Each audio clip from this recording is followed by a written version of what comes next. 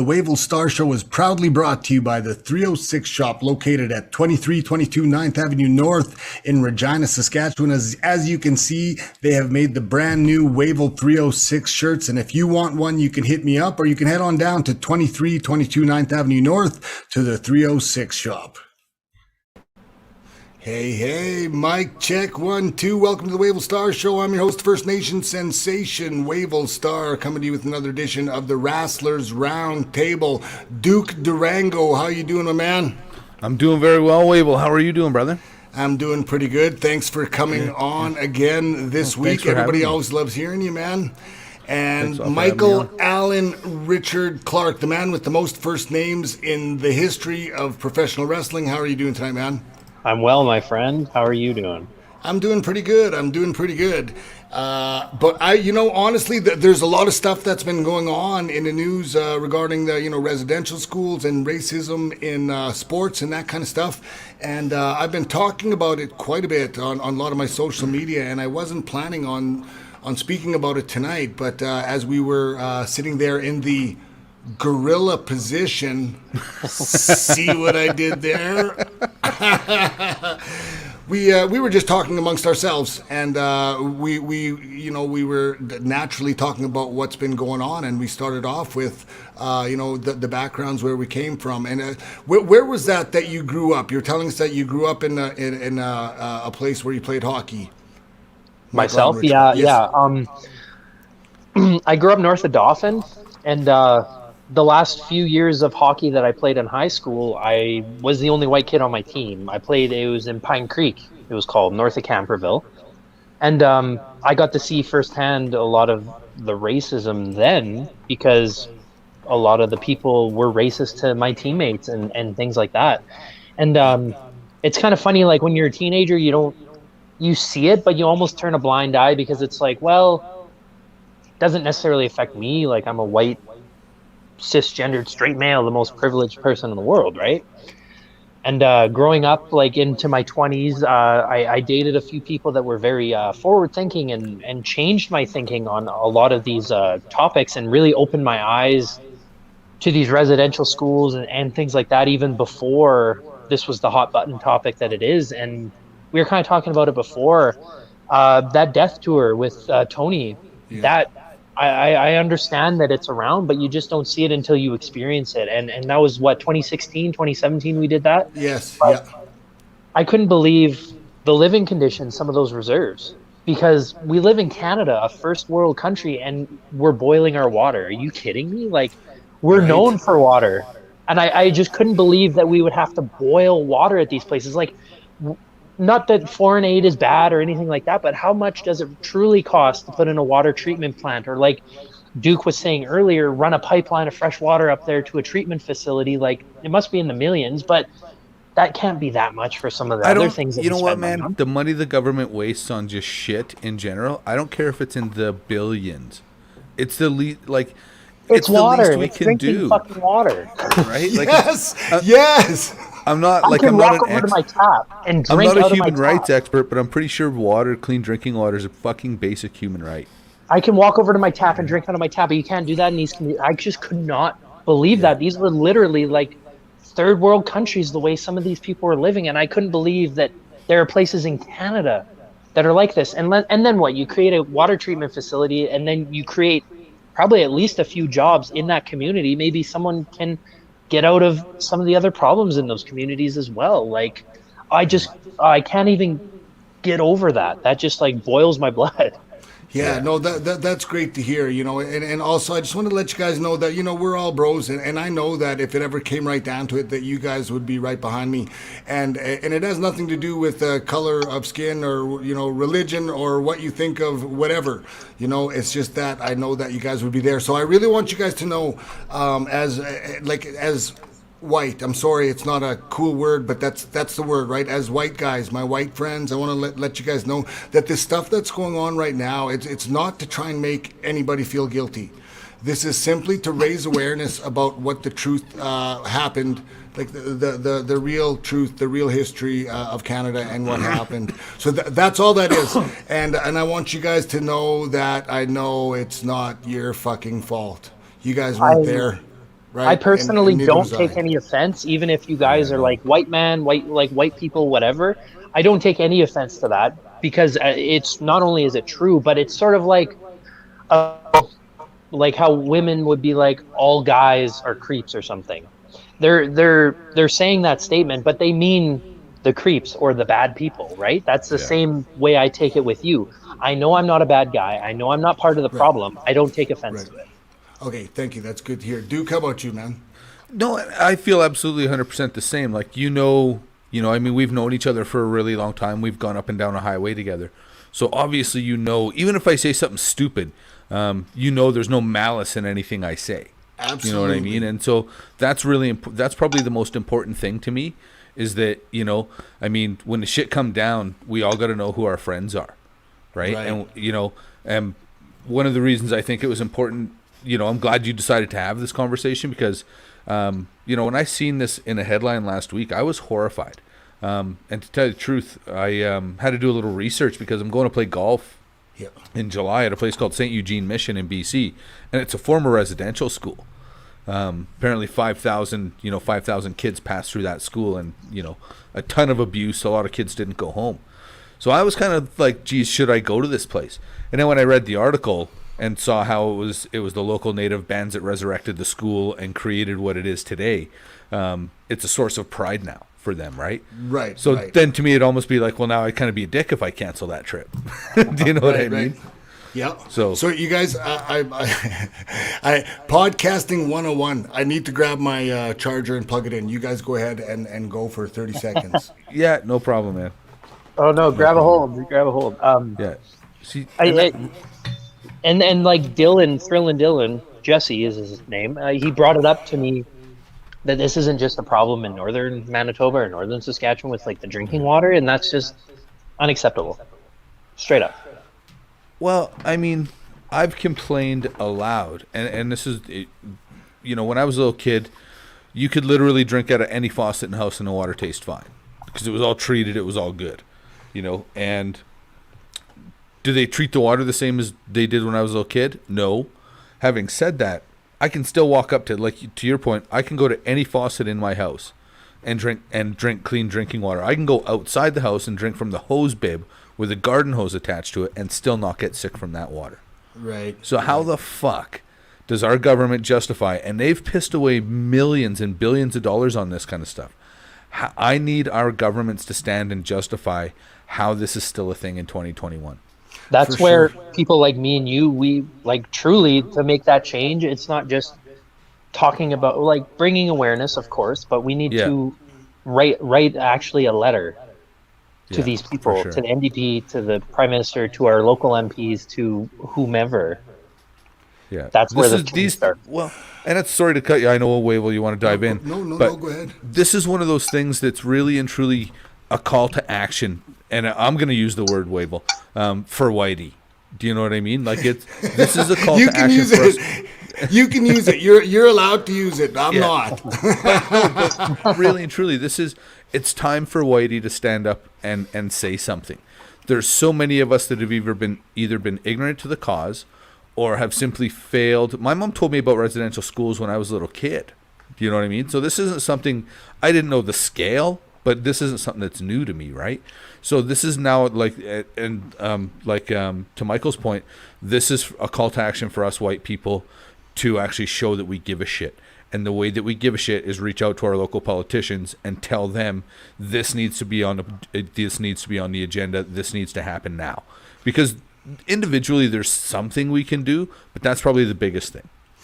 Isn't that crazy how you learn that as you get older? Like you're younger and you go crazy thinking like, what, you got all this whatever when things bother you. You know what I'm gonna do? You know what I'm gonna do? I'm gonna write an email and draft a letter and put it in the mail. I'm going to write a strongly worded letter. But really, if you want to get something done, that's the only way you get it done, and that's the best way to get it done. Seriously, that's the process. There's a process to do things. And it's funny as just like seriously, it take a long time for me to finally learn that instead of just getting mad about stuff, I'm just going to write a letter, see what happens, or write an email and see what happens, and that's much more effective. Did you guys know that there was that residential schools existed to the extent? I guess you just already answered that, Duke. What about you, Michael Allen, Richard Clark? Were you aware that there were residential schools, or kind of what the agenda was for them? I was. In school, they kind of briefly, I don't remember, but they briefly touched on them. I don't know if it went to the extent of the full abuse and deaths and mass graves. But in my early 20s, I had dated some people that were very interested in these social topics. So they actually did some education to me and not only changed my thinking, but taught me about these horrific things. Are you over that relationship? Are you really referring to this lady quite a bit?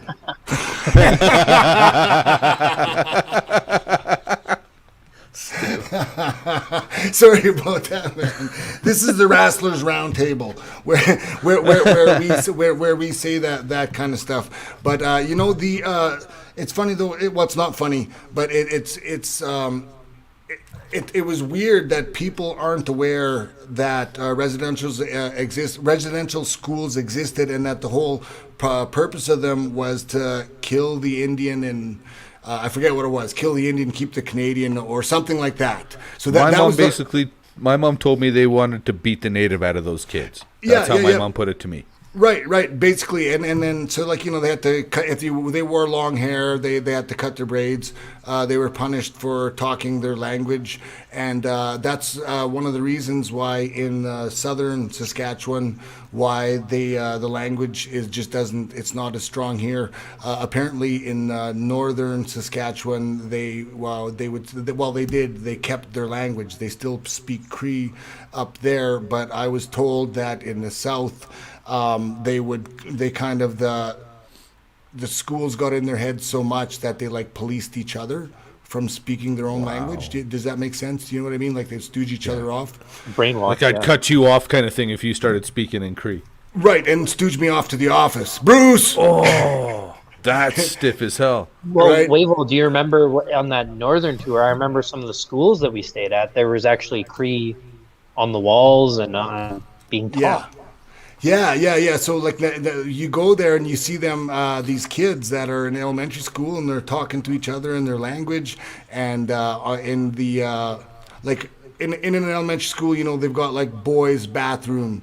Then it would say that in Cree, and it would say it in syllabics, or gymnasium, or kitchen, or whatever it was, Wow. So it was pretty cool to see that how the culture is and the language is so strong still in the north, and there's some people doing some pretty good work in the south to keep to revive the language. I actually, as a random piece of information, I got my minor in Cree language just out of personal interest, because when I went to university, I just wanted to learn a bit about it, and it was pretty cool because.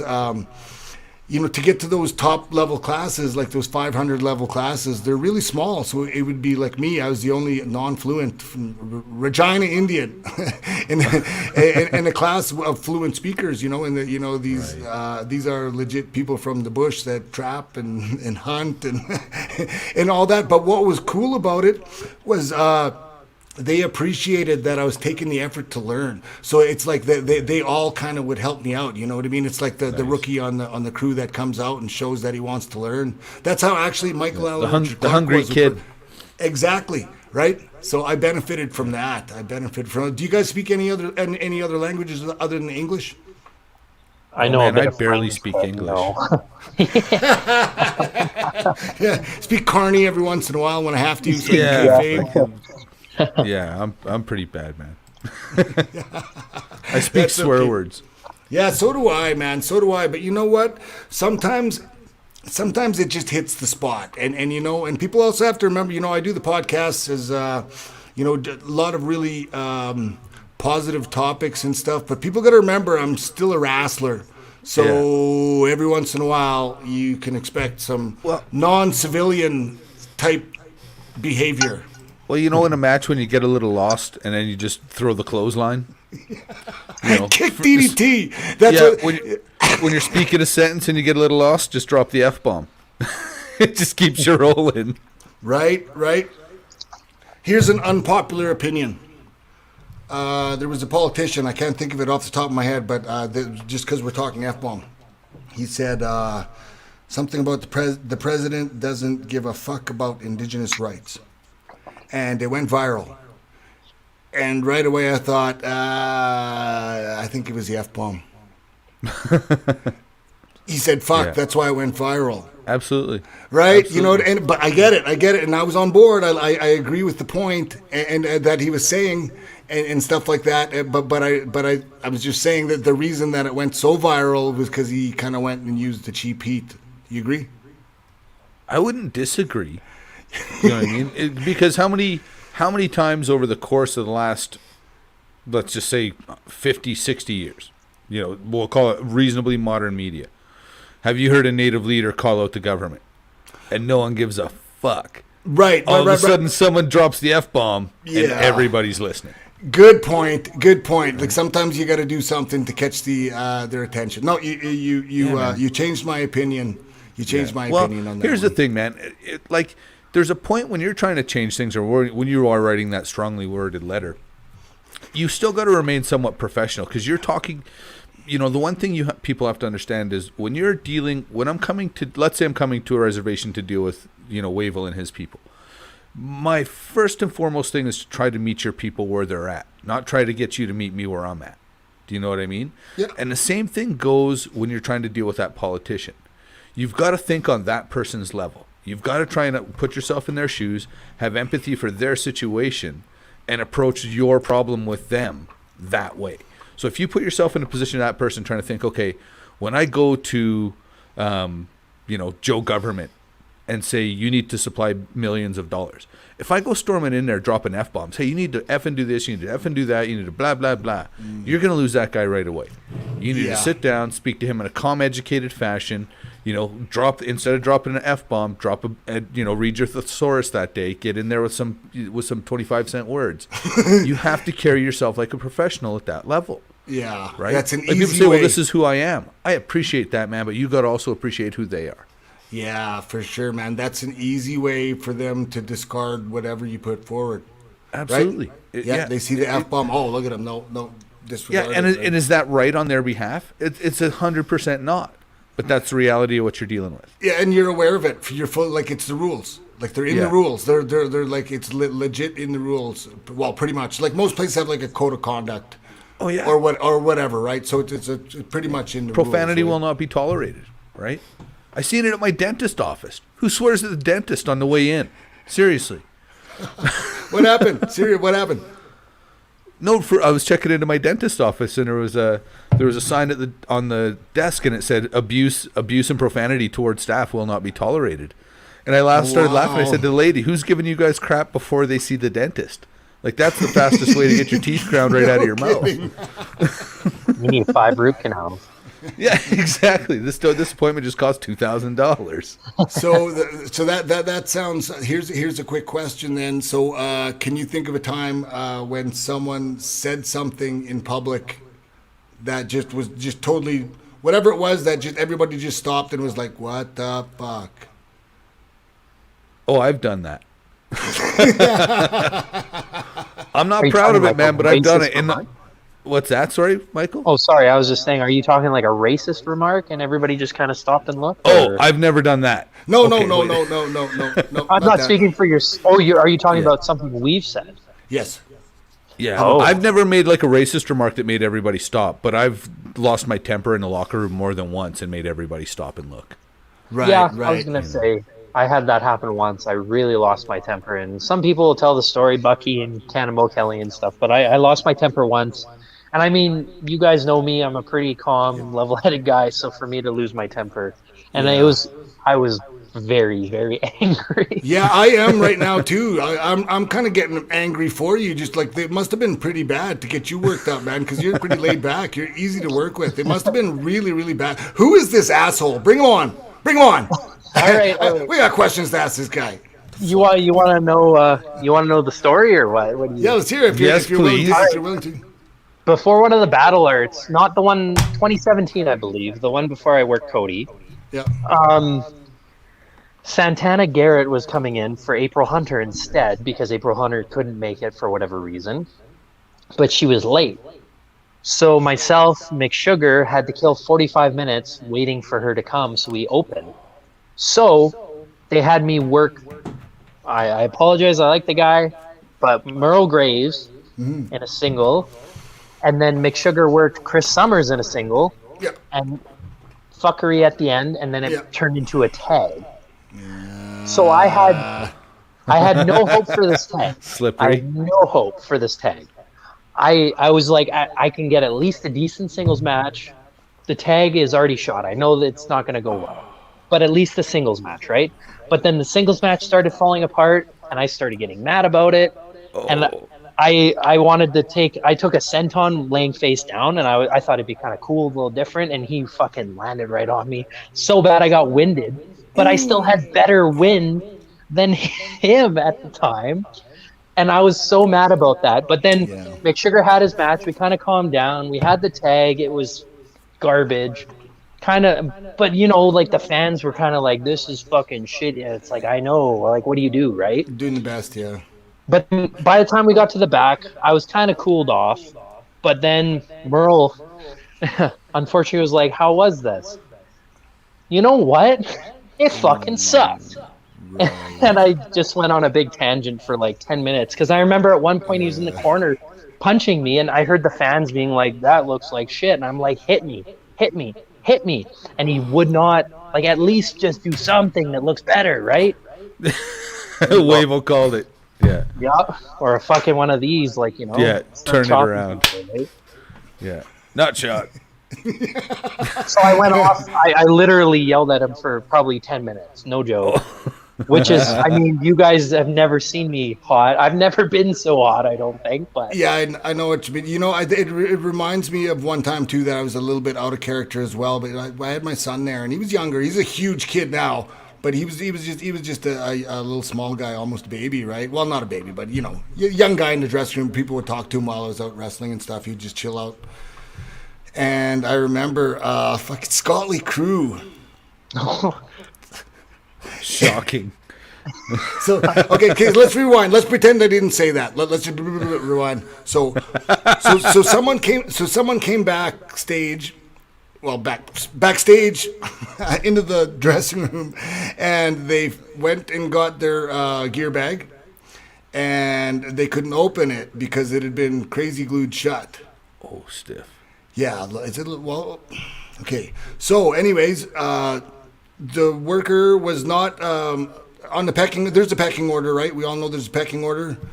Boom, boom, boom, boom. Maybe like, right? Right. Certainly in no position to show any rage or anger out loud. And yeah, you got ribbed. I get it. You got ribbed, which sucked. But he came back. He got juiced hard way somehow, which he accidentally started bleeding. So he's in the back, and he's like having this. He's freaking out because he's. I don't know. Maybe he feels hazed or rookied or whatever it was, right? So rookie.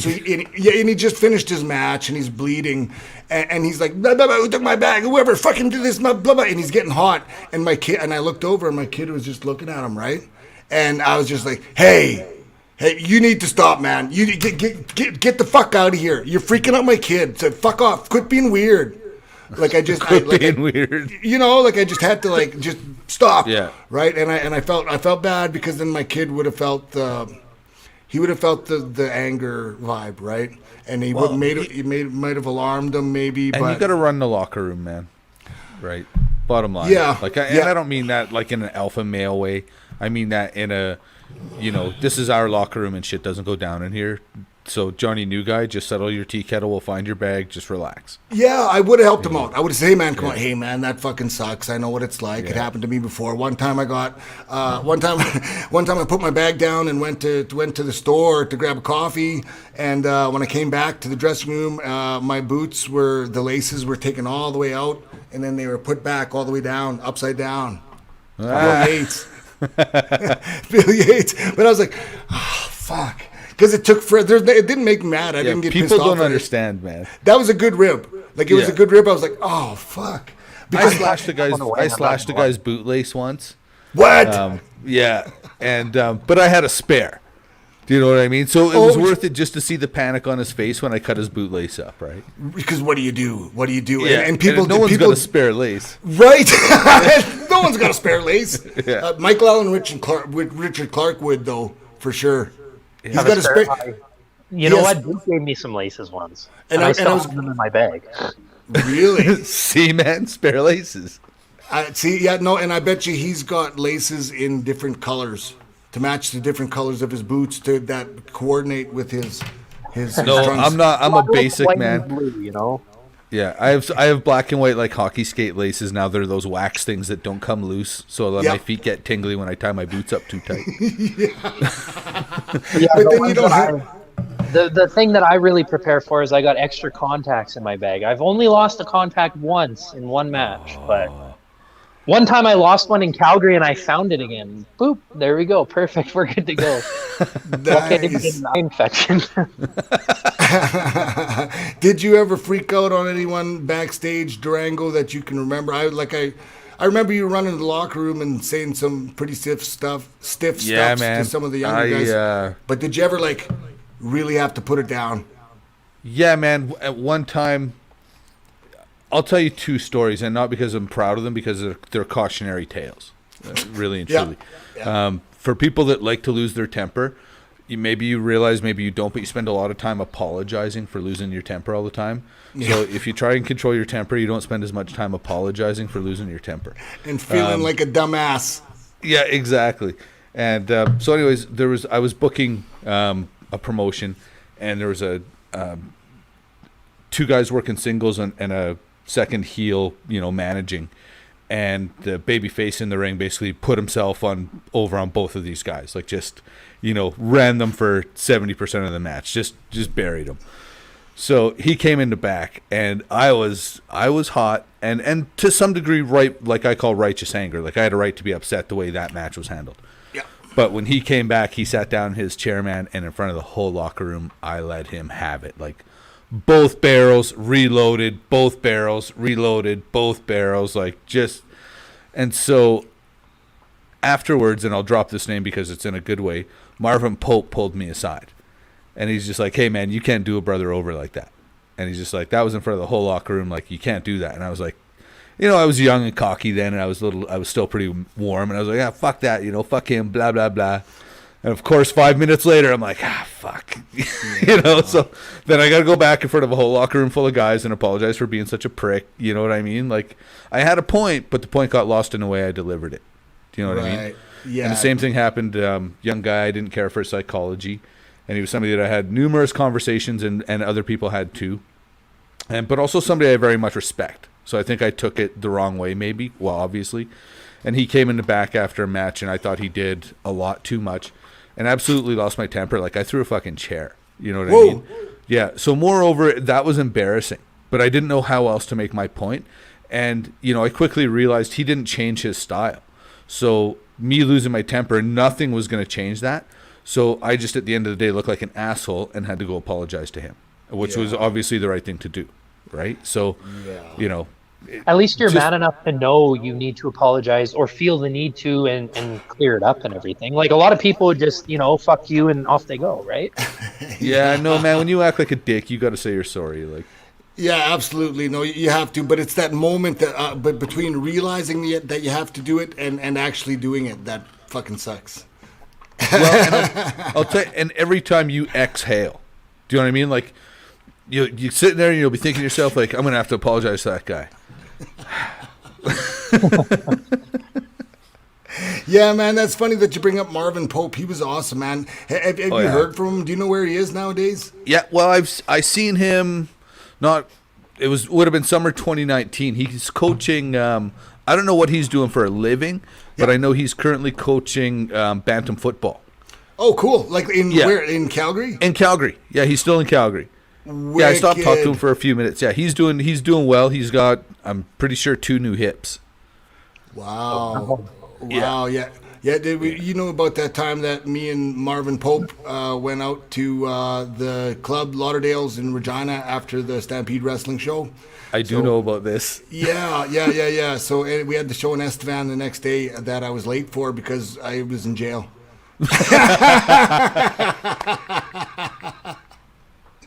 It was really seriously. It wasn't that big. It was nothing really all that big. Honestly, what it turned out to be was that I had an old fucking speeding ticket that I didn't pay, and I just I didn't go to I just ignored all the letters or whatever, right? So Back then when they came and arrested you for that dumb shit. Yeah, like took you into the fucking cop shop, right? So I had to go into the cop shop, and I had the long hair at the time, and you're not allowed to. I had to take my hair out.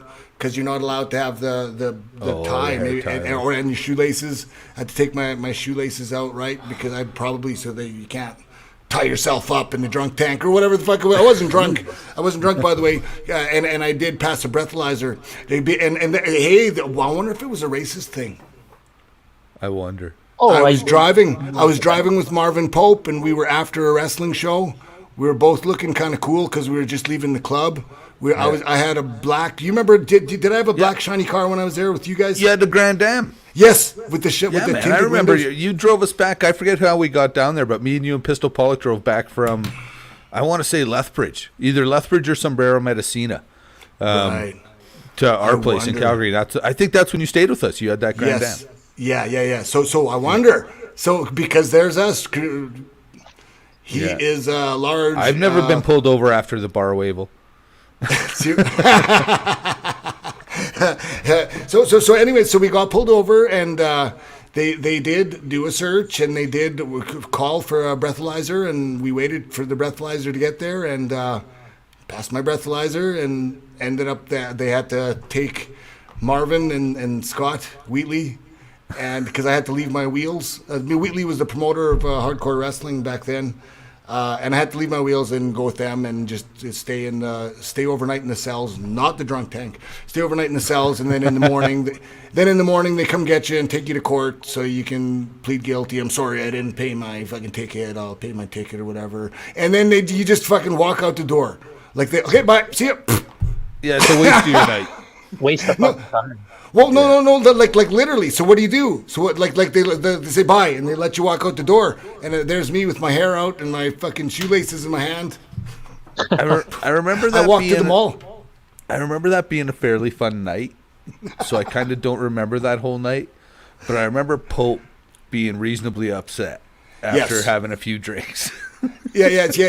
So he was he was a little upset, and then also he was upset that sorry, he was freaked out that I was in jail, like that. He's like, Wavoo, man, fucking Wavoo, man, Wavoo's in jail, man. Yeah. Anyways, those were good times. Oh, that was way back in the day when we were young and outrageous. Yeah, no kidding. Now I'm old and totally. Now we pay outrageous. our tickets. Hey, Michael Allen, Rich, and Clark, what were you eating there? What are you eating for supper? I had chicken and veggie. Nothing exciting. Oh, yeah. That is the staple of the diet, right? Yes, sir. Yeah, so chicken and rice and veggies. Oh, hey, no rice? I didn't have rice this time. Sometimes I throw rice in, sometimes I don't. Sometimes I'm trying to like lean up. Well, not lean up, but lose some fat on my stomach, so I want to really like as few carbs as I sort of can here and there. Have you ever been asked to take a shirtless picture with a group of girls after a show? I don't know, probably. So did you feel objectified? Obviously not. Oh, probably in a way, but I mean, flattered in a way too. But the fans around here more objectified for sure. Right. No, I had to take one at Stag Or Stagette. Sorry, Stagette. Fuck you, Jordan. So I was, after the show was over, I just came out into the thing, and there was a Stagette, and so they called me over. I was like, what do you want? Can we take a picture with you? Sure. Can you take your shirt off? Okay. So I did, but I get to it. But I have to admit, there was times when I said no because it felt weird. Oh, weird. Yeah. No, I got asked before. Can you take your shirt off? Is it okay if I just keep my shirt on? Yeah, I'll be honest with you, boys. That's not a shared experience for me. I've usually get asked to put more clothes on.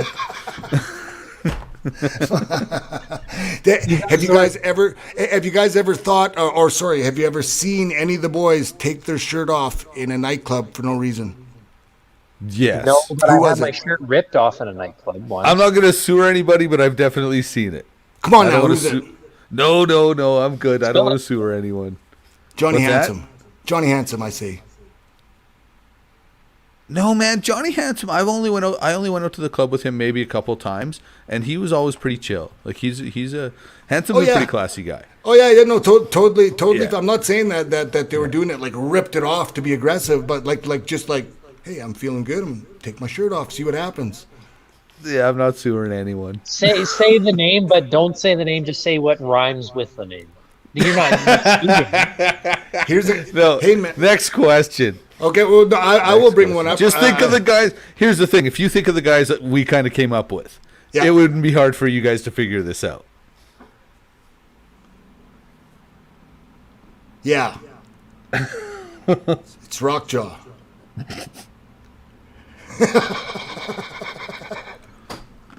No, I don't. He doesn't want to say. I don't Was know it if I ever Chris went to or the the Steel? No, man, Steele's one of the more modest guys I've ever met. Like, for a guy that jacked, he's pretty modest.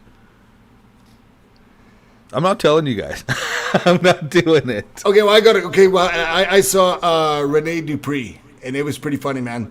It was when I was in Louisville with OVW. It was a house show, so it was on a weekend at like Indianapolis or something like that. So we went and did the fucking house show, and Rene Dupree was cruising with me, and then we went to a buffet after, and he was a big jack dude at the time. Well, so he had his first plate. And he's just feeling so good. Off came the shirt, and he went up for his second plate. It was incredible. I wish there was cell phones back then, man. It would have been it would have went viral, right? He's just like, he felt good. We were eating our, how you pig out at a buffet, right? The pierogies and fucking roast beef with the horseradish and the. Yeah, I've seen it in the club. I never seen it at the buffet. Well, yeah, but when was the last time you were in a club? We're old. Before the pandemic. Yeah, exactly. Before the pandemic. Yeah. How long before the pandemic? Like fucking 10 years I was before probably the in an pandemic? actual nightclub. I stayed in a hotel. My wife and I stayed in a hotel in Red Deer in like 2018 and went down to the club for a few drinks. And full disclosure, felt old. Michael Allen, Richard Clark. Like you're still you're still young enough to probably regularly go still, or No, not regular. I was never super regular, but probably, I don't know, within the year before the pandemic, maybe 6 months. You were talking about taking shirts off. I got my shirt ripped off once. Yeah, like in the club. Yeah. In a fight or? In a fight, yes. Okay, yeah, that makes sense. That makes sense. Well, that makes. How about this? Listen to this. That's a very good transition because legit, this is my question. This is seriously my question. It says, if you were out with the boys at the club after a show, who would be the first guy you would expect to get into a fight? Before he had a kid, Parsons. I know you don't know Parsons that well, Wavell, but that guy is a bag of heat sometimes. Oh, yeah? Oh, yeah. Mouthy guy. And Durango would know this. Like, he was one of the regular guys I would go out with. And, yeah, we had some trouble sometimes. Yeah? Durango, what do you think? Durango. Yeah, man, I would probably start a lot of shit just talking shit, but I could also talk my way out of it. Do you know what I mean? Right. Yeah, like I would talk shit to people all the time. You guys know that. And I could usually just talk my way out of it, right? Like, I'd just be like, come on, settle down. Yeah. But yeah, truthfully, well, who would then? I would say like Divine and Yates. You know what Divine. I mean? Yeah, like, and he's gonna get mad. I know he is, but that's the truth. Like, and the bottom line is, here's the thing. You know, there would be guys that we'd go to the club and they'd go to the DJ and be like, hey, you know, announce to the entire club that Stampede Wrestling's here. Right. And that would just draw almost instant heat. You know what I mean? Like, there was a little while, I'd be like, hey, what club are you guys going to? And they'd tell us to be like, hey, we're not going there. You know, that's a funny thing, because I did actually bring it up to you guys on one of these before. I said it would be Johnny Devine, because I remember watching him. I've seen him fight. Yeah. He ain't scared, man. He'll throw down. Fuck, not at all, man. No, I think it was Thunder Bay, or it might have even been Winnipeg. But there was a lot of people there in the club. There, like, Jericho was there, and Johnny Handsome, and myself, and Apocalypse, and fuck. Anyways, we're all having fun, and it's getting late, and then we fucking look over and see this tussle going on, and it was Johnny Devine beating somebody up and taking him out. Like, the boom, boom, boom, and then just, like, took him out the front door. Like, you're out of here. He wasn't working. He wasn't bouncing. He just, like, took him out. You're done. So who would be the last guy to get into a fight? Brett Evans. Brett Evans? Just a very calm, cool, not looking for any bullshit. We were in a car once, and I asked him, like, sort of a question, like, I mean, if you don't want to get in a fight, you don't want to get in a fight, but I sort of posed the question. This was a long time ago, probably when I first started. All right, if a guy's, like, mounting me and beating the shit out of me, would you, like, do anything? Would you pull him off? And he said no. So No. that guy is just so anti-fight. I don't know what happened, but that's my last guy in the world. Right. Yeah. And look at. Sorry, I was just gonna say shout out to Spencer Tapley. He says the first guy to get in a fight in the Dirty Dick Reigns area, Divine. So he agrees with this. And that's the thing. I want to put the caveat: Divine now and Divine 20 years ago are different characters. Oh yeah, well we all are. Well, yeah, we all are totally sure. right. No, I still talk shit constantly. Yeah, well, so do I. So do I. But a lot different. Like, definitely a lot more grown up. Learned a lot more, but a lot of the same basic motivations. Some of the motivation has changed, obviously, right? Yeah. But basically the same person. But I've went from I always like pop, and by the way, check it out, man. It matches I'm in matching gimmicks. Diet Pepsi. Nice work Pepsi. matching the pop can with the t-shirt label. Nice ensemble. Totally. Yeah, as well as the hat, kinda. There's no red on it. But I'm digging your pop can ensemble game. Yeah, man. But so pop. I've always been into pop and Slurpees since I was a kid. Now that I'm older, it's a coffee thing, right? I told you guys before. So would you rather drink pop all day or coffee all day? Ooh. I don't like coffee, so you'd pick pop? I guess so. Like, if I have no choice, I'd rather. You have no choice. Yeah. It's one or the other. If those are the only two fluids, yeah, I'd probably go with pop too. Because I guess, is there a caveat? Like, do we get all the varieties of pop? No, or do we just get, like, Coca-Cola for the rest of our lives? Yeah. That was the next one. It's one fucking brand of pop. You got to pick one. One brand? Yeah. Yeah, I'd probably still go pop, because then I could go like something like Diet 7-Up, right? So it'd just be kind of sparkly water. Yeah. Okay. Yeah, probably the same, but yeah, that's tough. Like, I don't really like pop that much either. I find it very bitter. Anything with. Why are you trying to make us sick, Wavel? I'm not trying to make you sick. I'm not trying to make us fat. Well, one of us. Yeah. Fatter. Trying to make you guys fatter. Would you rather have a Slurpee or a sundae? A Sunday, probably. Oh, Sunday all day, man. Give me the ice cream. Yeah. The ice cream. What kind of stuff do you like on your sundae? Oh, it's straight up hot fudge, like peanut butter parfait. Give me that stuff. Peanut butter. Oh yeah. I'm not super into sweet stuff. I'd rather have like a soft ice cream cone or something, because I'm an old man apparently. Right. So soft ice cream, like just a vanilla. Yeah, or maybe you dip it if you're feeling a little crazy. Yeah. Living on the edge with a dipped cone, eh? Okay, well, let's transition a little bit to living on the edge. Have you ever dated a stripper? Sorry, Jordan. I know you're married, but like these are fair. No, I've never dated a stripper, man. I can honestly say that. There's no strippers around here. What are you talking about? Have you seen me? There's no strippers dating me. There's no strippers around here, he says. Yeah.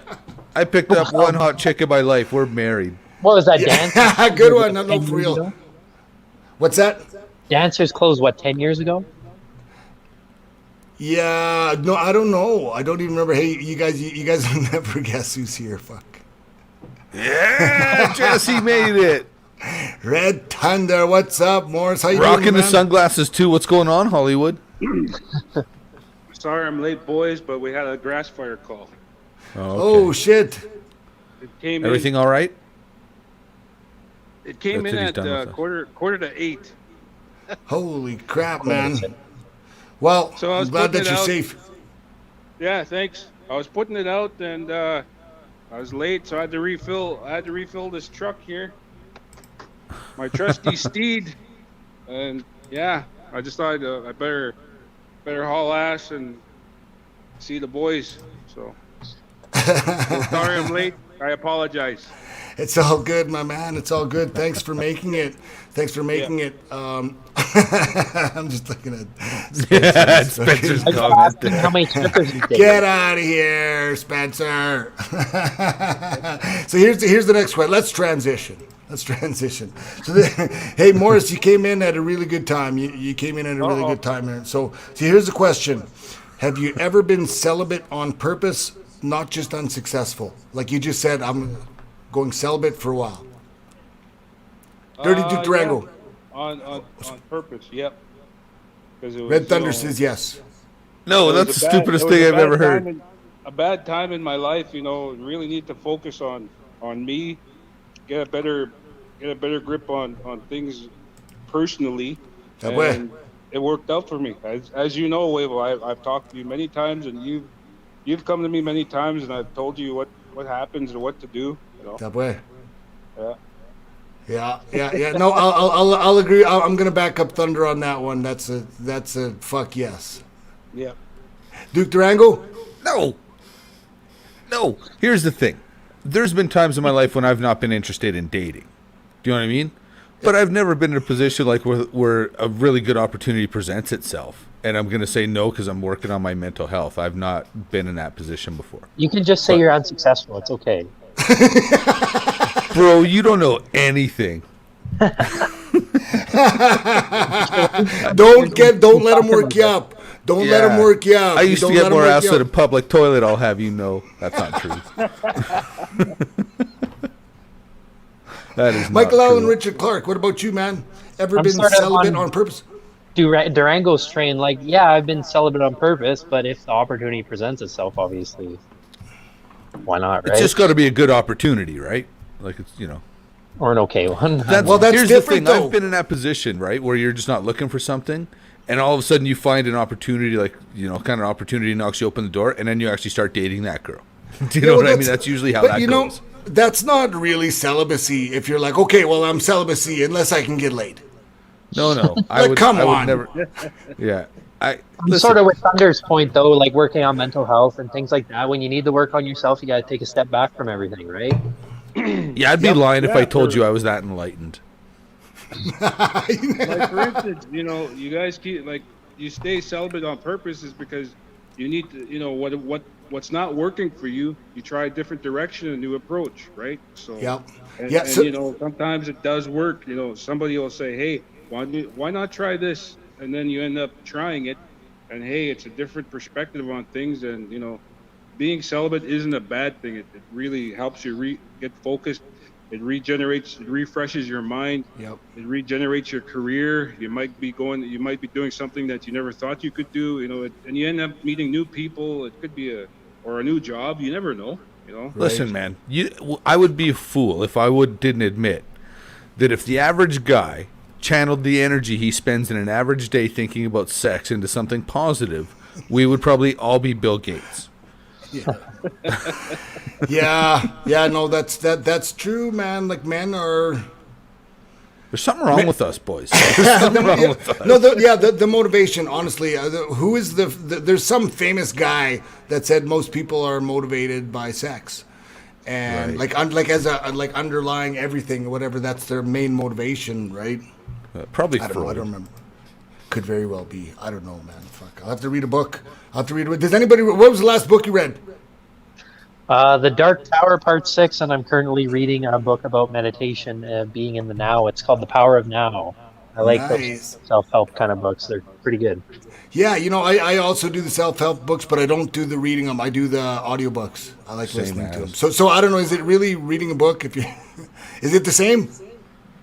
I'd say, No. what the self-help? Come on, Durango, just because you can't read, man. No, I'm saying the audiobook isn't the same as reading. I'm not chirping your self-help book, man. I got you. Yeah. Do you think it is? Like you don't think it is? No, because when you interact with the material differently, you process it differently when you're reading it. Right. Like that's why a lot of people like to be in a library and with that book and that smell of the pages or whatever the fuck. Well, right? I'm not that person. I think but statistically, some people if you're just trying to remember something, like if you're sitting in a class, if you just hear it, you're about 25%, and that could be high on that, 25% likely to remember it. Where if you like write it down or read it, that number goes up to 50 or 75%. Do you know what I mean? So I guess like what you're saying is you're more focused with reading, whereas when you're listening, you can be doing something else and maybe not retaining it, right? Yeah, I think so. But also there's a big thing though is this whole being able to be apart from it. Like there's a convenience in listening. Well, you to can't train and read. You can't work out at the gym and read a book. Right. You know But then are you getting as much? Then you're not. We just answered the question, right? Because you're thinking about training while you're. So there's no way. You've only got a certain bank of energy, right? You've only got a certain. Are you creating more energy because you're doing it twice? No. You've got a certain bank of energy, and you're dividing it up into two things, right? So maybe it's not quite the same. Well, when you're sitting reading, that's all you're probably focusing on. Whereas when you're listening, you can be cleaning, cooking, whatever else, doing something else, right? Right. So let's look at this here from Victoria. Thank you, Victoria, for joining the show. I've noticed that you are a return watcher. Thank you so much. What would you guys say is the weirdest way to train personally that yourself has successfully done? Weirdest way to train in the gym? Oh, man. You ever done duck walks? Yep. Where you squat right down like as low as you can go and then walk on your tippy toes? No.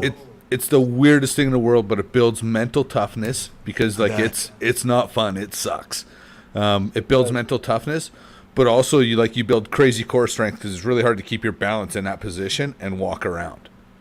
Do you know what I mean? The downside, it's horrible for your knees.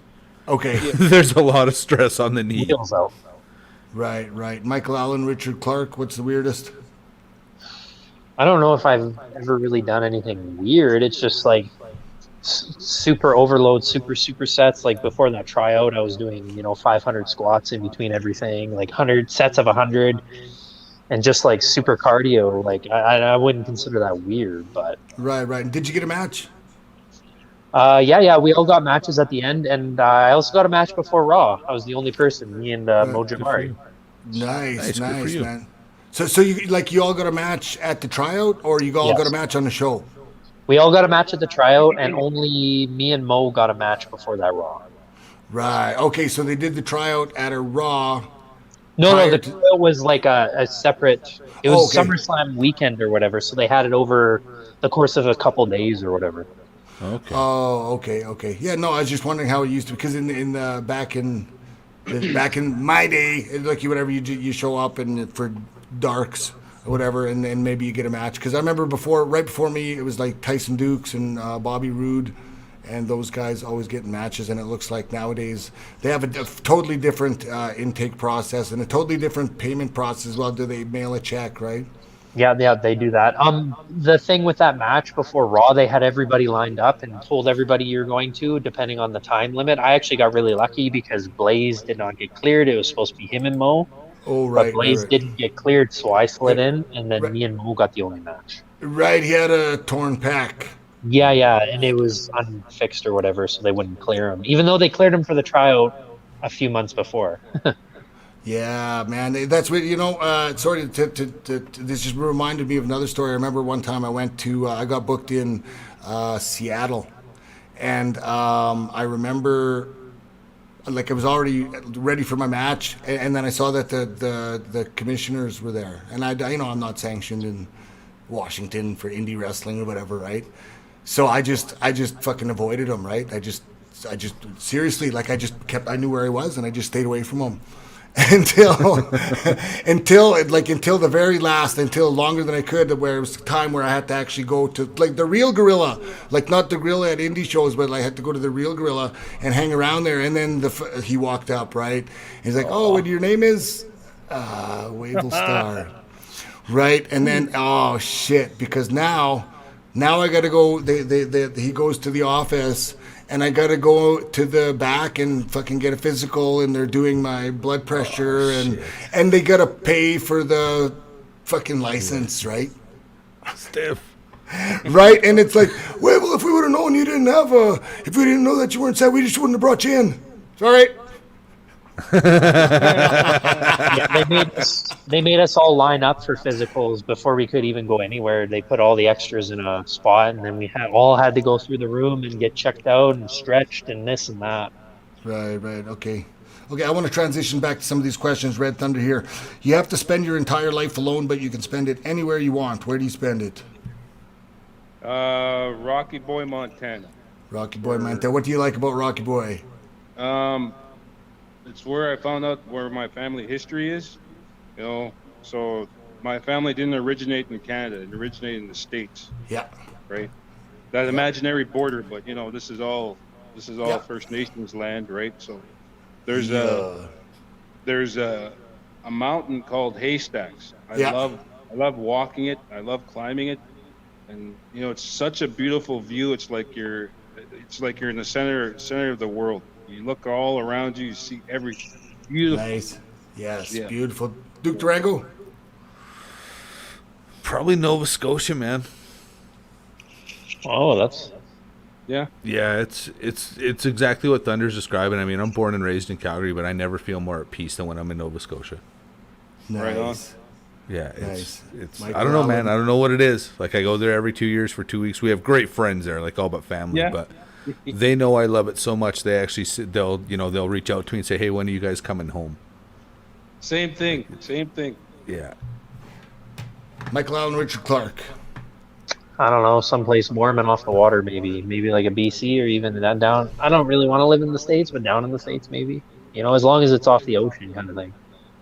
Right. I think I would have to say Regina, Saskatchewan. Ew. And with that, friends and relatives, I'd like to thank you all for joining us once again. I can thank all the boys, Red Thunder, Duke Durango, Michael Allen, Richard Clark, and to everybody out there that's been following the Rasslers Roundtable. Thanks for coming this time. We will see you again the next time. However, in the meantime and in between time, that's it. Another edition of the Rasslers Roundtable. Bye-bye now. Aha!